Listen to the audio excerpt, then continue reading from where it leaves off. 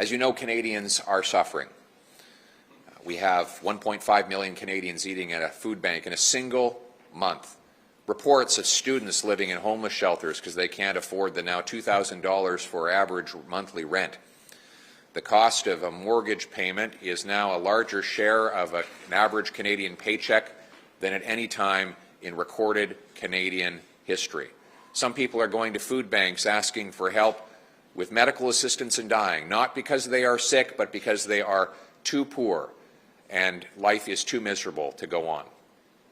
Why is inflation so exorbitant now? Well, the answer is the cost of government is driving up the cost of living. $500 billion of inflationary deficits has bid up the cost of the goods we buy and the interest we pay. Now, the Liberals will tell you it was all necessary, but we know that 40% of new spending in the last 2 years was not linked to COVID, according to the Parliamentary Budget Officer. We also know, according to the Auditor General, that about $30 billion of the COVID spending was questionable and $4 billion at least was wasted.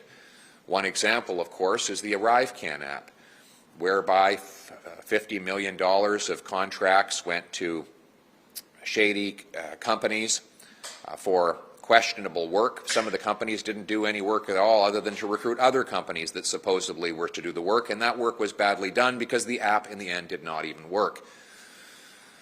Now, on top of that, we learned that the Liberal government has given 30 times more money in contracts to the Liberal-linked firm McKinsey than did the prior Conservative government. Recent reporting has shown neither the company nor the government is willing to explain what the money was for. $66 million in core government contracts and tens of millions of dollars of other contracts from Crown corporations. One unnamed immigration public servant said that he or she did not even know what they got for the money. $25 million went to that department. And what did we get as Canadians? What are the results of this management company's ingenious work? Well, 2.1 million immigrants wait in the queue. Over 1 million are waiting beyond the acceptable legal timeframes. So we want to know what all this money was for. We also want to know about the outsized influence of this company in the operation of our government and our democracy. The company is under investigation for its involvement in politics and government in France. They've had to pay financial penalties for their role in facilitating the sale of opioids into the United States of America that helped deliver a massive drug overdose crisis that is now spread into Canada. And then finally, the director, former director of this company, managed to get himself the gig as our ambassador to China. So it's time for Canadians to get answers. We need to know what this money was for, what influence McKinsey has had in our government. And it is time for Canadian taxpayers to have answers to these questions.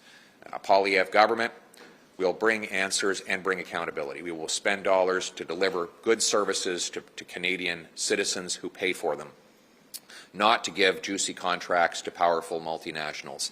And we will give Canadians back control of their lives and their government by ensuring that it is Canadians through their elected officials that make accountable decisions, not powerful multinationals with their own agendas imposing them on government decision makers. Thank you very much, and I now welcome your questions. Au-delà d'une enquête parlementaire, est-ce que ça prendrait une enquête publique? Mais une enquête parlementaire sera publique. Donc, je pense que... Vous comprenez ce que je veux dire par enquête publique, là, un peu à l'image de la commission Rouleau ou toute autre enquête, le scandale des commandites, ce genre de choses-là? C'est une bonne question. Je pense qu'au début, on va commencer avec un comité parlementaire, le comité des opérations gouvernementales.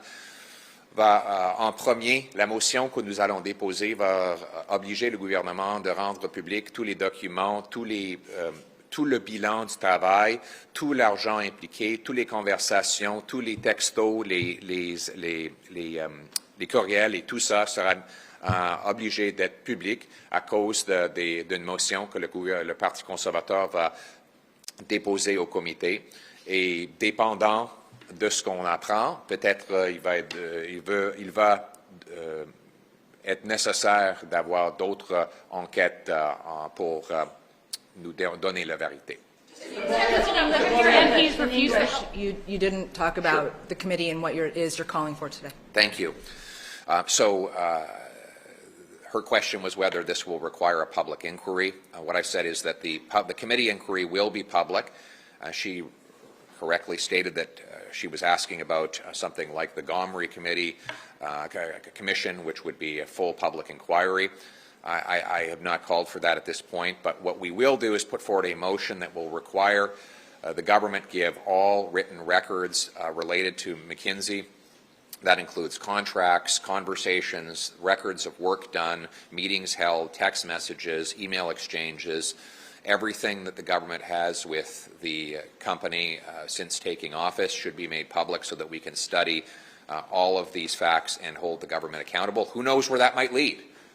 Maybe we'll learn things that will require a bigger inquiry, but at this point, we think the Government Operations Committee is the right place to carry out this investigation.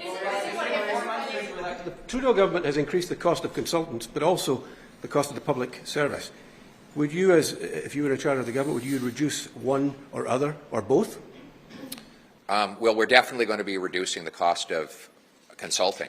We think that when you have qualified public servants to do the job, we shouldn't be contracting the same work out to high-priced consultants who charge much more. You know, these consultants can charge hundreds of dollars an hour. By contracting everything out, you end up paying more. And so we would like, as Conservatives, we intend to bring more of that work in-house and use the expertise that our public servants have. What the reporting on the McKinsey controversy showed over the last several days is that the public servants believe that they could have done the job themselves. And then they had these aliens from outer space coming in and presenting them with a bunch of PowerPoint presentations and fancy charts and graphs that produced no value and interrupted the work of our core public service. I think we need less of these PowerPoint presentations and more actual work and delivery of service to the people on the ground. Sur un autre sujet, sur l'immigration, votre député Richard Martel a qualifié une famille de Salvadoriens qui est installée au Saguenay-Lac-Saint-Jean d'immigrants illégaux.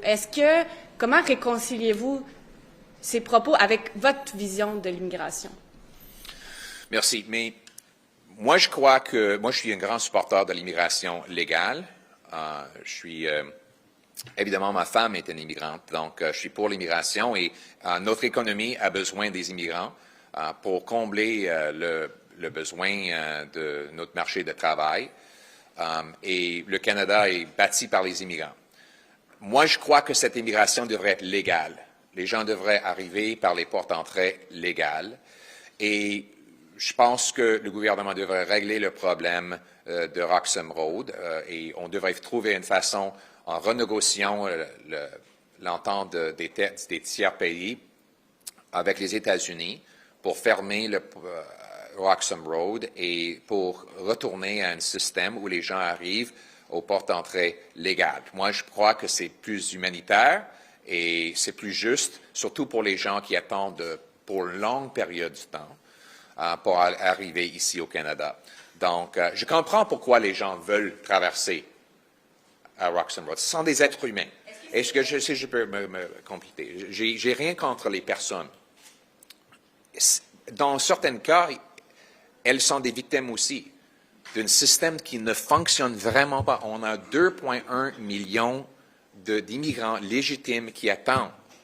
Ça prend trop longtemps.